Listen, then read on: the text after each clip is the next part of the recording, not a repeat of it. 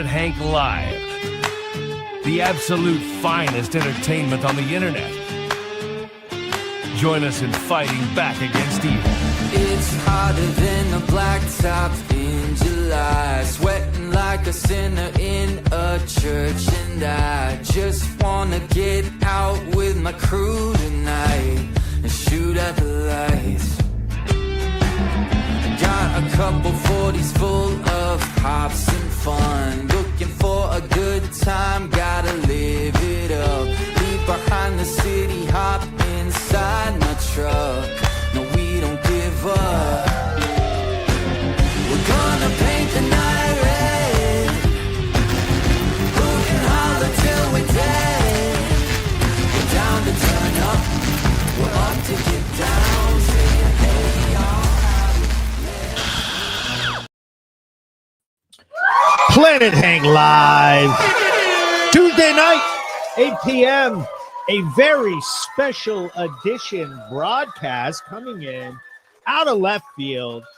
We don't usually go live Tuesday at 8 p.m., usually Thursday night, 8 p.m., and this Thursday night will be no different. We will be airing a special broadcast of a pre-recorded interview from Senator Russ Ingalls, who is running for the VTGOP chair position coming this Saturday at our statewide party reorg. And elections are heating up, and during his interview, there were some technical difficulties. So we decided to get it done the old-fashioned way and made a pre-recorded interview, and I ran him through a very similar interview that I have for several of the candidates now, including Zach Harvey, who's running for vice chair of VTGOP, Paul Dame, the current chair of VTGOP, and now Greg Thayer is coming on, and we are going to do his interview tonight. So during this moment right now, if you could, please share it and help us get some viewers in here. It's sort of outside of everybody's box, perhaps, to do politics. Not everybody's interested in politics, but if you are interested in the news coverage and your local communities, and you have concerns about, let's say, public safety concerns, and you're noticing arrest videos that are very disturbing, or there's a drug issue coming into our communities and it's nothing like you've seen before, and you're nervous about it, and the next step along the way of, so what do we do? And so that's when politics comes in. So even if this isn't your thing, this is important to just pay attention to and try to have some fun with. Familiarize yourself with the concept of, hey, look, let's just vote for the stuff we want, which is to, get the drugs out and stop spending unlimited money on homelessness and climate change. It's ridiculous, and it's ruining our towns, and a lot of people sort of feel that way. So if you're just getting in here, throw your name up. Oh, Jeff Bush. Shout out Jeff Bush. Cherokee Diversified for always supporting me. Maureen Spicer says, it's not Thursday, and I'm here. Yes. Harry Phillips. Yes. Let me set the mood to read some comments. Ask some questions. Read some comments. And if you know Greg Thayer, think about a question that you would ask him while he is running for vice chair of the party. Crazy times, can't you feel it? He said, share. That's right. Maybe take a ride on this plate train. We're going to be live here in a few minutes after we share it with Greg Oh, your mind's been spinning for his Planet Hank interview, the very best interviews and your best source to keep you in touch with politics in the state of Vermont, current events in the state of Vermont, specifically public safety concerns in southern Vermont and Brattleboro. We got everything covered when it comes to Brattleboro. Greg Thayer.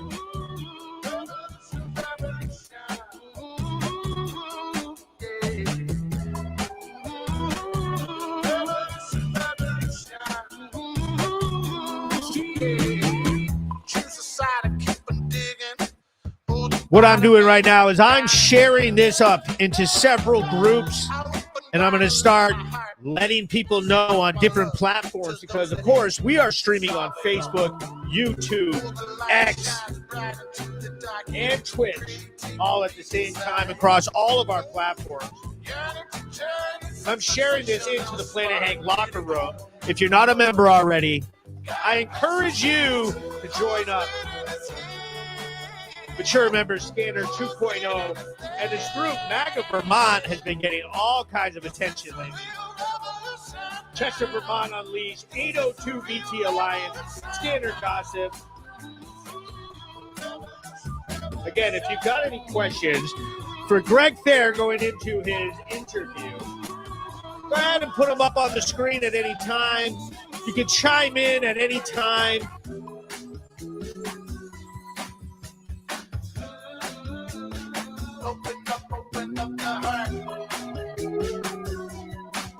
And let me pull up X.com because it's so important to get involved on X.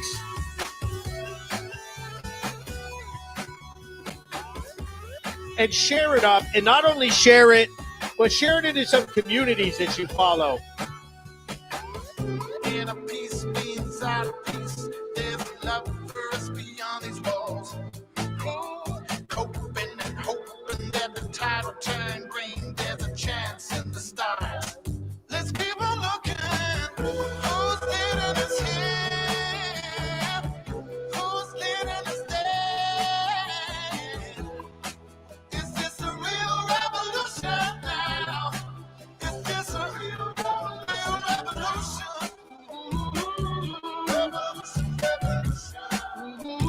All right. Let's get into the comments. And so, if you don't know who Greg is, Greg has been around the Vermont Republican Party for like 30, 35 years. He's an OG. He's running for vice chair. Oh, let me pull this down.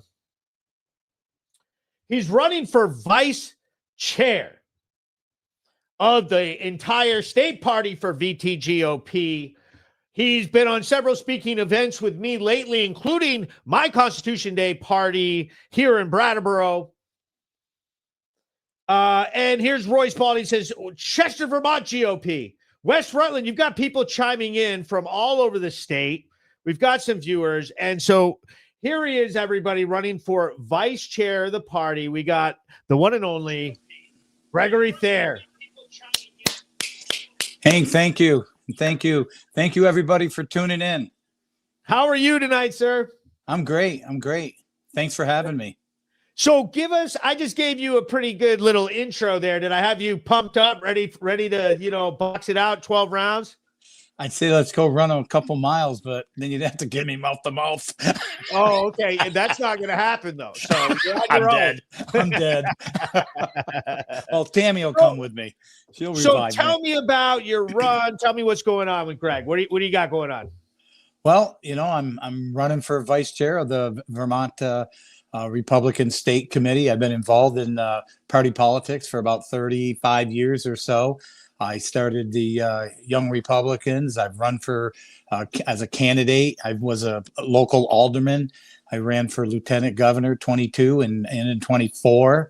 When I first got involved, Hank, I was about 22 years old. The late great Senator John Bloomer, who was the Senate President pro tem, he invited me to a Rutland County Republican meeting, and here we are, 40 years later, and I'm still doing it. So tell me about, you're a man of faith. Yes. And you're always talking about what your faith means to you, and how are you going to incorporate that into the state party if you are elected? Just treating people fairly, listening to people. My mom and dad taught all of us kids, there's 6 of us, taught me to, to listen to people 70% of the time and only talk 30. I may get that sometimes a little wrong, but I definitely listen. I listen well. I've got a network across the state, because before I ran for lieutenant governor, I'd started doing town halls across the state on critical race theory and equity and energy And we have a big energy event coming up on the 18th, where I've got some great speakers up in Colchester. And we can get into that a little bit later, because I'm pretty excited about it.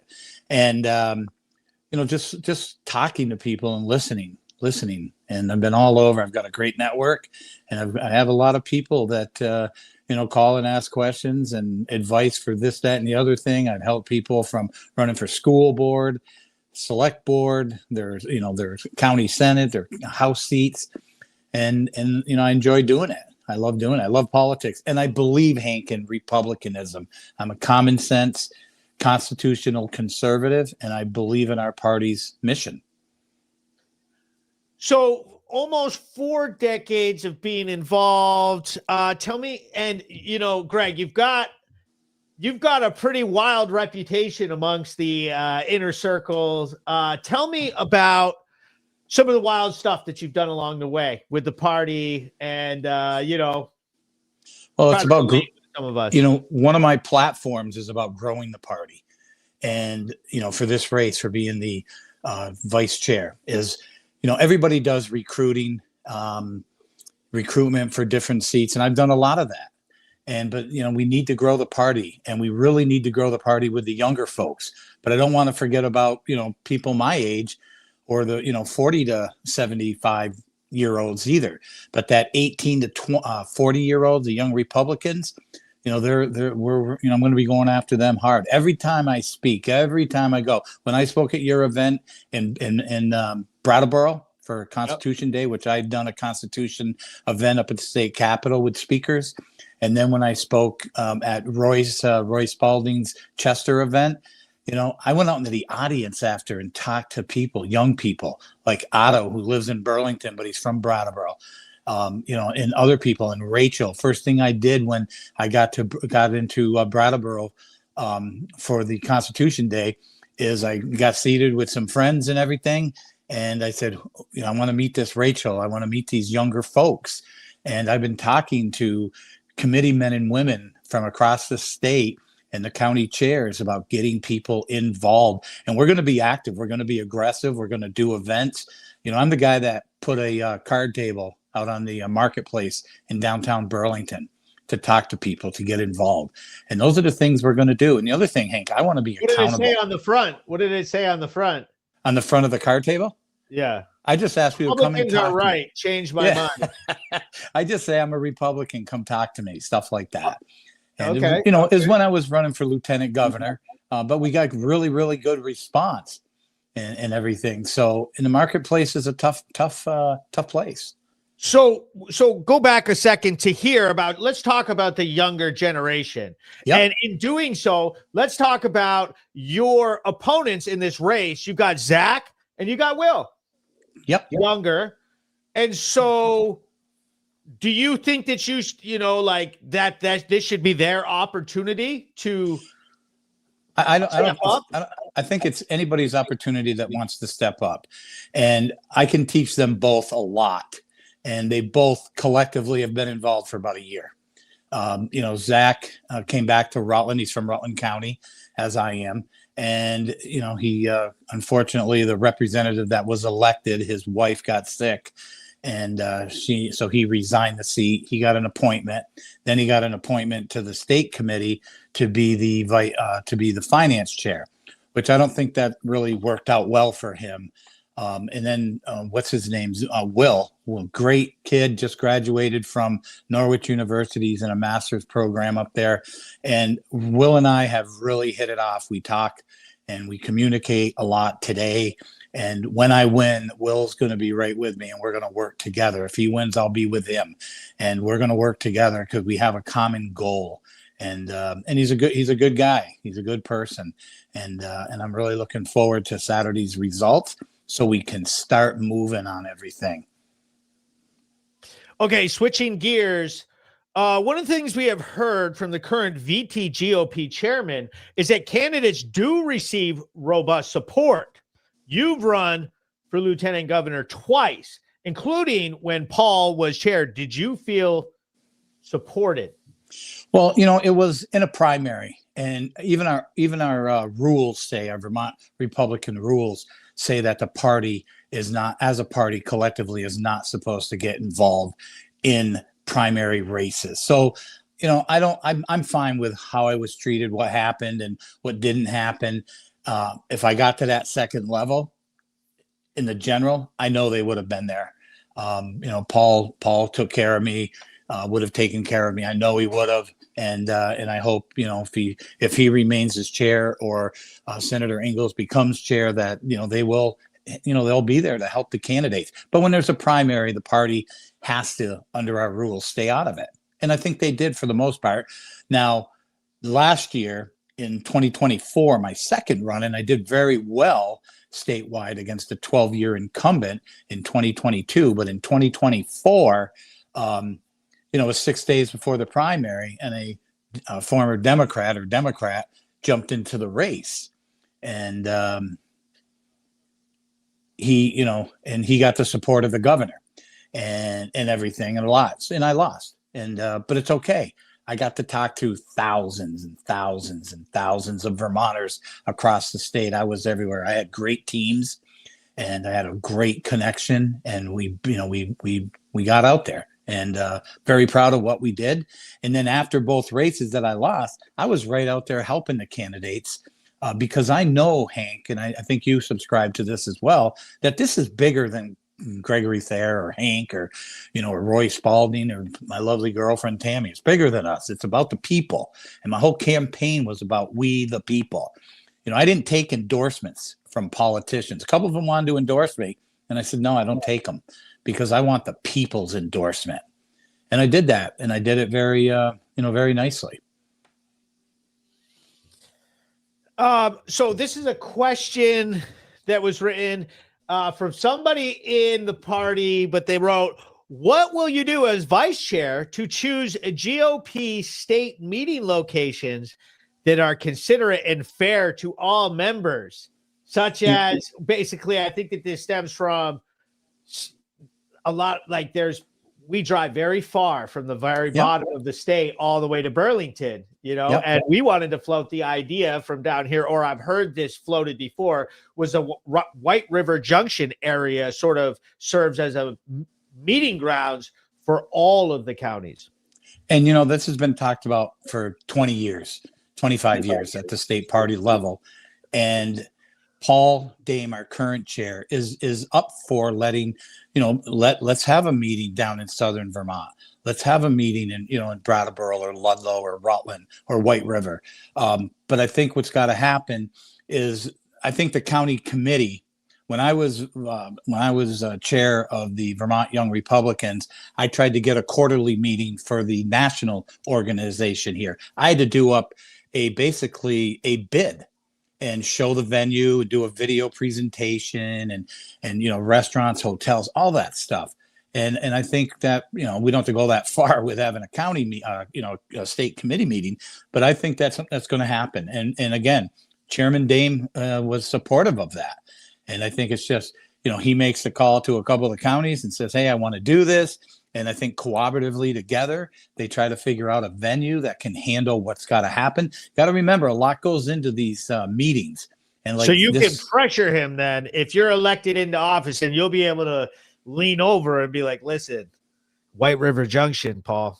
Yeah, I don't think it's a hard lean. I think Paul would be very interested. And with all due respect, I believe that if Senator Ingalls wins, he would be too. And yes, I will lean into him, and I will take the lead to try to make that happen and do research and find a location, working with the county committees to make it happen. There's a beautiful place that we've done events, that Roy did events in Windsor County in Ludlow at that golf course. And it's set up so nicely that it could be done and have some different areas for if there had to be some private meetings, or, the chair of chairs, county chairs meetings, and, stuff like that. So, yeah, definitely. So how do you think it's going on the chair race? I'm throwing up the Paul versus Russ poster that I made. How do you think the chair race is going? I think it's going good. I went to 9 different county reorganizational meetings across the state, and I sent letters into 2 other ones. both Washington County and Lamoille County, because there was conflicts with my own meeting or another meeting I was scheduled at. And I think it's going good. There was only a couple that they both spoke at. There were some sparks in Barrytown the other day at a little Q&A debate. And then there was some good sparks at the one in Rutland. And so I think that race is going good. I think people are excited. I think both candidates are energized. And What I'm, sparks? really focused What on do you mine. mean by what do you mean by sparks? Like the part where Russ said you're broke, Paul said no. Yeah. And Paul shot back when Russ was speaking, trying to clarify. There's so many different facets of, the treasurer's job in the Vermont GOP. There's federal accounts, there's pass-through monies, there's state accounts, there's also these filings. We have an outside source that does all this filing and tracking so that everything is done right and under the law, because it's between Vermont and the federal FEC filings, it's serious stuff. I am an accountant. I work as a financial auditor. Okay. And so, so I understand all that. And there's penalties if we don't do the filings correctly. And so you need somebody in that job. And I think we've got two really good candidates working for that. But, there's money in these accounts and there's a plan. But, we also have a finance chair that is supposed to be raising money. And from what I understand, he hasn't raised any money. And, what do you think's the problem with the money issue? Where do you think that the blame game lies? You're sort of hinting that the current run with that for his book. Well, I just, we need monies, but historically that a lot of money is done with local PACs. I remember back probably 15 years ago, a gentleman wanted to started doing a PAC. Don't send your money to the state party. Let's put it into a PAC. Let's get this, this gentleman elected speaker. So the state wasn't receiving a lot of money. It was going to this private PAC, and we got this, he got the speaker he wanted in Walt Freed from Dorset. Walt's a great guy, wonderful person, oil tycoon.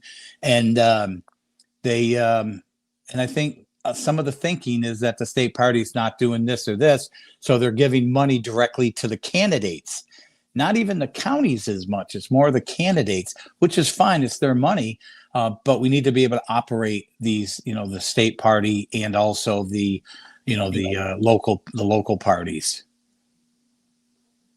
So there's still sort of a disconnect with the fundraising part, because what do you think about the $1 million Russ says that he is going to be able to generate, and then versus, there obviously have been a lot of debates inside of the inner groups about the salary, the budget, how much money the party has, and then, how much money do candidates actually get out of the parties coming down from the top? Mm-hmm. Well, first, I know there's been a lot of comments about Chairman Dame receiving a salary, but let's face it, he's doing all the work. He's busting his ass. He's doing the work, and he's all over the place, and he handles a lot of responsibility. And could we hire an executive director? Yeah, but we'd have to pay that person too. And I know Chairman Dame was looking for an executive director, but wasn't finding a good qualified candidate. I have some plans on how to fund a executive director, because I think Paul's given up a lot with his business to do this, to do it right and do it good. So I think that's important. Russ is a business owner and he's an administrator, and he has people that run his businesses. And I think, Russ would be looking for an executive director too. I don't believe he'd take a salary from what he has said, but I think that's okay. But Paul is working it because he knows we need it. And I think I think for the most part, he's done a really good job. And you see emails from this guy at 2, 3 o'clock in the morning, 6 o'clock in the morning. So Jeff DeForest floors a question that says, how much money is Dame making? This was all voted on. Thank you, Jeffrey, for the question. He's a good guy. But this, I think the salary is $55,000 a month. And there's been, there's months that maybe we didn't have that in the till or whatever, and he took a lesser pay. I'm not totally 100% on that. But that's what we're paying. We'd have to pay an executive director that. And Right. so he's, my plan for an executive director in financial is to hire an executive director, pay him $24,000-$30,000 a year, and then tie their salary up to 75,000 onto fundraising. And, Right. I'll go out there Incentivize. I'll go out there and help fundraise. And, but any monies that the executive director is responsible for, he gets a cut of it right off the top. Bang, boom, done. Taxes withheld, and he or she has a salary, but they're doing the work, and they've got to do the work, and there's a lot of work to be done. It seems like the fundraising, Russ seems to have a lot of big ideas and Yep. big thinking and talking larger sums of money than has historically been involved. And I mean, do you think that would be very, very beneficial for that kind of money to come in? And how do you think it would play out for the counties to see that? As long as that big money that he collects comes down to the counties, to the candidates, it'd be beautiful. And I don't have a problem with that. But I would How much hope. do you think a candidate, like at a county level, how much do you think would be an appropriate amount of money to basically run? Just total, just throwing it out there, depending. And I know they're all different, but yeah, it's hard to just throw it out there because, like in your county, Wyndham, you probably need 50 grand. My friend up in Chittenden County, Bruce Roy, he needs 50 grand. He spent like 35 last year. Here in Rutland, we're pretty conservative, or Franklin County, or up in the Kingdom, you can probably get away with $15,000-$20,000. And advertising collectively with your people. But the thing is, I know Senator Ingalls has talked a lot about money, and we all have been hearing the talk about the Americans for Prosperity, which is a great organization. And my hat goes off to Rachel and Ross and the other gentleman that is involved.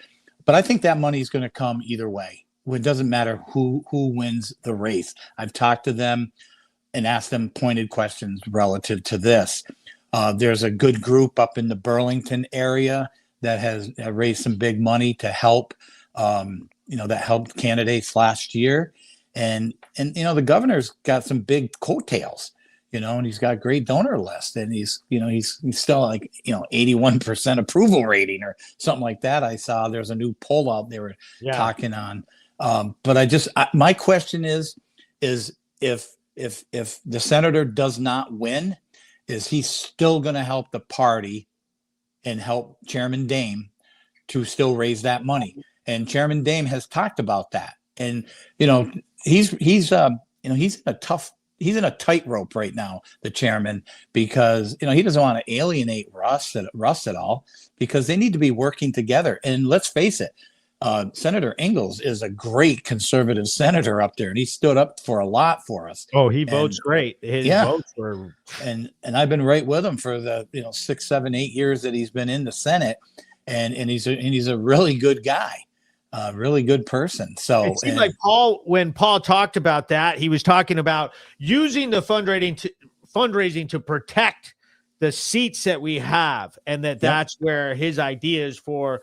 But Russ seemed to think, beyond that, towards more of an offensive, let's get more money than that and go and get new seats filled and flip some seats. It seemed to be those are the two differences. One side wants to grow, and the other side was Paul seemed like he wanted to defend what he already won.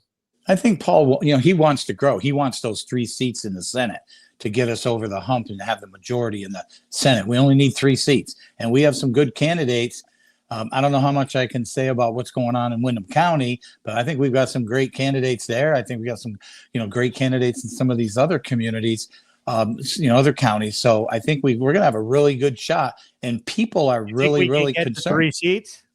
I think we can. But I also want, like I said the other day at the forum you attended in Rutland, my best outcome is that we create unity and we all start working together for 2026 and win.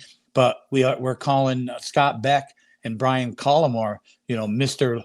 Majority Leader and Mr. Assistant Majority Leader, and we're calling Patty McCoy and Casey Tooth in the House, Madam Speaker and Majority Leader of the House Tooth, because we have an opportunity to take both of them.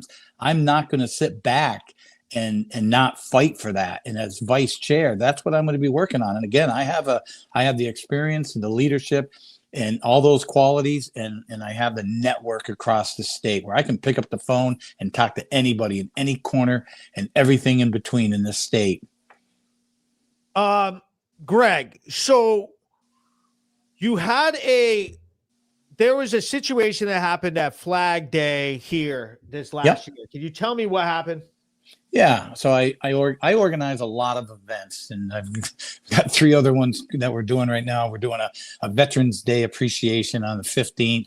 That's through the party. I'm doing a town hall through my Vermonters for Vermont with some great speakers, the Agency of Natural Resource Secretary and Senator Brennan, Mike Tagliavia, and Rob Roper and Matt Cota, and also he ran for the Senate up there, our good friend Bruce Roy.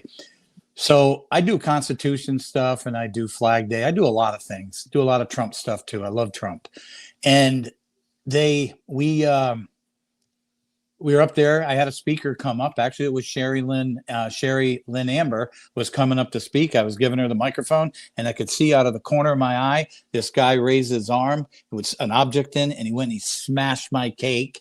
And people converged on him. I pushed him away. It was like a protester? Yeah. All right, so you pushed him? I pushed him away to protect my property and myself, and my feet got caught up in the microphone cords.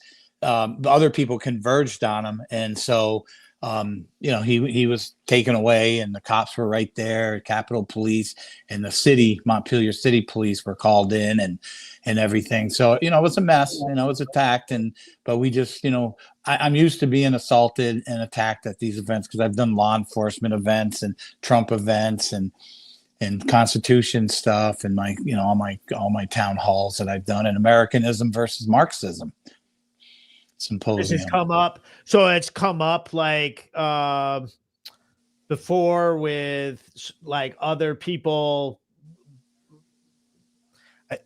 So it was a protester at Flag Day, and he basically smashed the cake, and you pushed him back, and then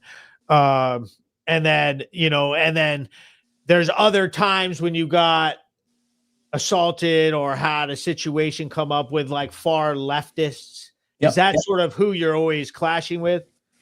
Yeah. I gave him the microphone up there that day. I gave him the microphone. I said, there was you let them talk. Yeah, I've done this before. There was a whole bunch of them around us, and it was the Flag Day. It was also the U.S. Army's 250th, the Flag Day's 248th, and President Trump's 88th birthday or whatever, 78th birthday. I'm sorry, and boy, I really aged him. And so one lady, they said, "Here, take the microphone." They're just, effing me in my face and calling me names and everything. And we just take it. It's like, that's what I do all the time. We just take it and step back because we don't want to fight, because that's not who we are, and that's not who the Lord wants us to be. He wants us to get our message out there. And he also says, "Hank, do not be afraid." And I'm not afraid. It was just one of the things I asked questions out from people. And so some of your party delegates wanted to know. They wanted to know, like, what's up with this? What happened? Because you know how it is with infighting amongst us. We've seen it. And so the next question is, what are you going to do for better communication ideas? If you are elected as vice chairman, you've seen the email threads. We've seen the gossiping and the little attacks and the way that some of these reorgs have played out and everything. What would you do to work on that? My thing is open communication. Let everybody have a chance to speak, be respectful, have self-respect, and let's hear from everybody. And we're not all going to agree 100%, but we have to respect. We have to follow the First Amendment to the Constitution and free speech. We never want to take away anyone's free speech, but it's got to be done in an orderly, concise fashion that people are heard, and there's ways to do that, and we'll implement that. I haven't really seen anything bad during our reorgs. I'm real excited about how many people are showing up at the reorgs from when I was in Grand Isle or in Windsor, or up in Caledonia County and across the southern part of the state. I went to 9 reorgs, and it was just beautiful for me to How do you see think that affected your chances, and how do you think that you're doing in the race? Like, do you think you're going to win? And talk about that part of it with your opponents as well. How do you think they're doing? I think I'm enjoying the process, and I'm talking with, and I know a lot of these people, and I'm getting great response and great words. As for my opponents, again, I think they're both, young and need to learn. They don't stand up to my experience and my proven leadership. They can learn a lot from me, and we do need younger folks in the party, but we need younger folks that are willing to learn and everything, and get involved, do things, help us out, and your day's coming, and I'll be right there with them. And if they're a better candidate than me and they have better attributes and experiences, then fine. But I'm not going away. I'm going to keep doing my thing because I love the party. I love Vermont, and I love what I do, and I'm very proud of what I do. Okay, and final question, and this is a celebrity question brought to you by your buddy, Roy Spalding, the chair of the Windsor County Committee. And his question is, Greg, how would you attract young Republicans to get involved? That's a great question from a great man, a great patriot.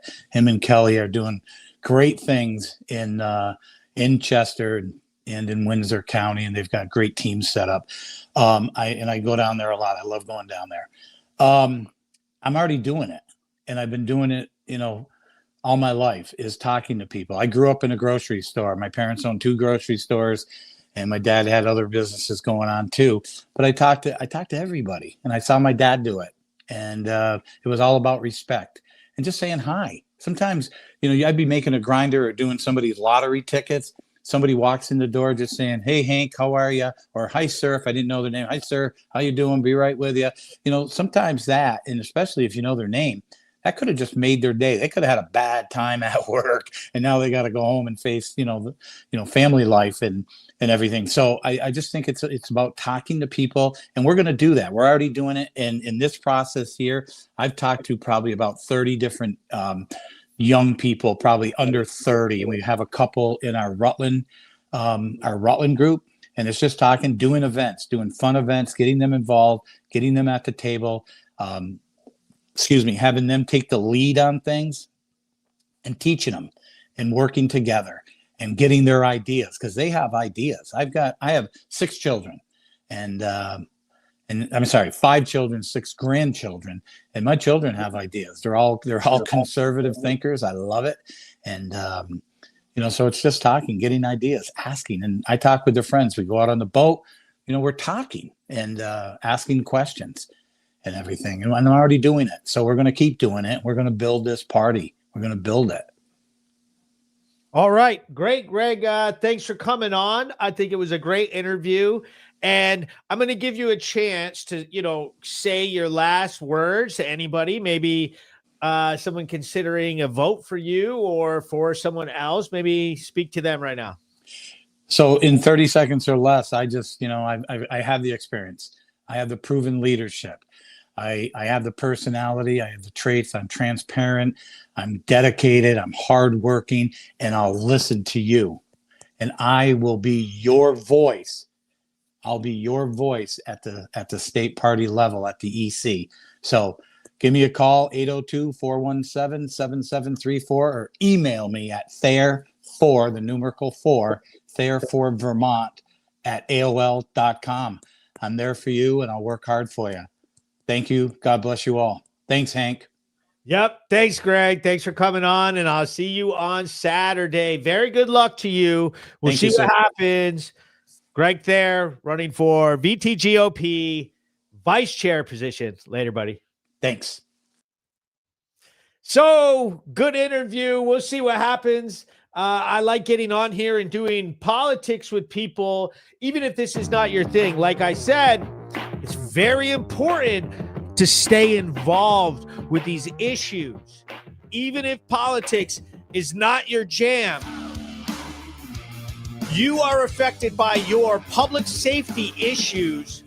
People still want to hear from, you need to know what people are voting for, who are representing you. And politics is your avenue to use your voice. Like, what do you want to have happening in your community? Such as the pushback against fentanyl and crack cocaine, which so many people have reached out to me and left comments on the Brattleboro News, Planet Hank footage and documentary that I'm working on.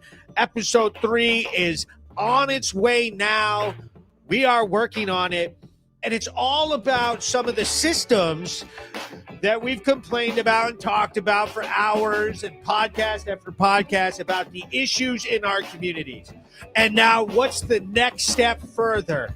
And why are there problems? And what can we actually do to change the problems? Or who is involved in trying to change them? And that is very interesting. So we're going to bring some more people into the cut. So if you're a beginner at politics and this is something that you're not usually interested in, I think that this is for you specifically. Because here in Vermont, this is how it plays out at the ballot box to determine who is going to represent you from one party to the next. And there's a lot of poker and sleight of hand being done about what parties actually represent, what the representatives have actually voted for, and how that plays out in your streets. It's important to know that national politics doesn't really have anything to do with what is happening here in the state of Vermont and what is being voted on. Because all of the complaints that I've heard is affordability, drugs, public safety. Those are the issues. Those are the issues. Spending, homelessness, all of that. That is what has people concerned in Vermont. And that is what you need your representatives to be on the same page as you. So it's very important. We're going to be broadcasting it more and more. What exactly are your elected representatives voting for and why? Because I think that a lot of you with a D next to your votes would be really surprised to find out that they've sort of sold you off to some of these agendas that you didn't think were happening right here in Vermont, which are absolutely happening, and we need to be paying attention to that. So tonight's stream, like no others, the Brattleboro News recap show is the greatest form of entertainment on the internet. But I'll tell you like this, it's always funded and fueled by my sponsors and my supporters, wherever you are, whoever you are. And you are Kings Electric, residential commercial contractors, the very best electrical contractors in the area. Hit them up, have them wire you up. Let's get it done. Kresge's alignment right off of Canal Street. Big shout out to Mike Borio.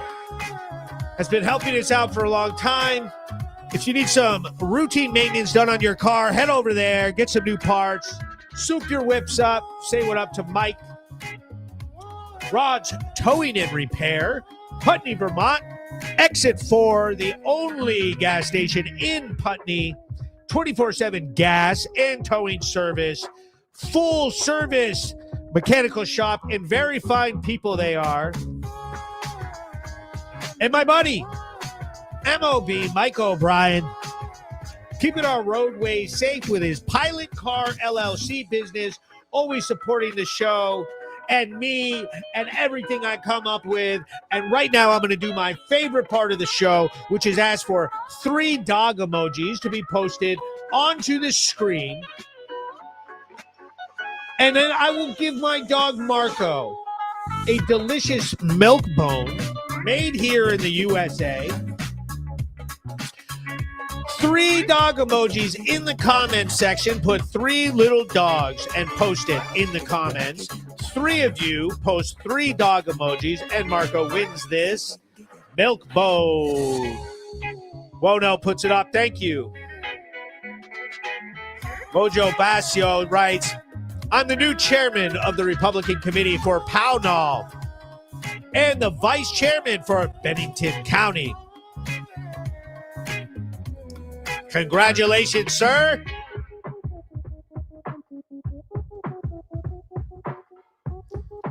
Jeff DeForest writes, you're a good guy, Greg, and at least I believe in what you're saying. Good luck.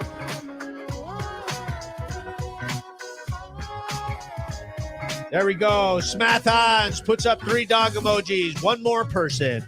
All I need is one more person to put up some dog emojis for my boy Marco.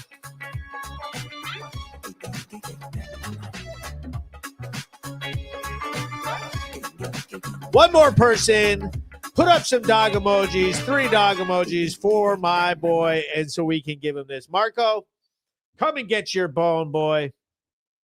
That was a great interview. I can't wait to see what happens with this reorganization. Rachel Morris throws him up. Marco, come here. Come. That's a good boy. So let's see what happens with this reorganization coming this Saturday, and we'll see who is the leader of the, oh, there he is. Oh, here you go. Oh, yes, sir. Oh, you were tired. Oh, you were tired. What a good boy. What a good boy. Are you a Republican dog? Yes, you are. Yes, you are. So we know you're going to be very responsible with how you spend that bone, Marco. Okay?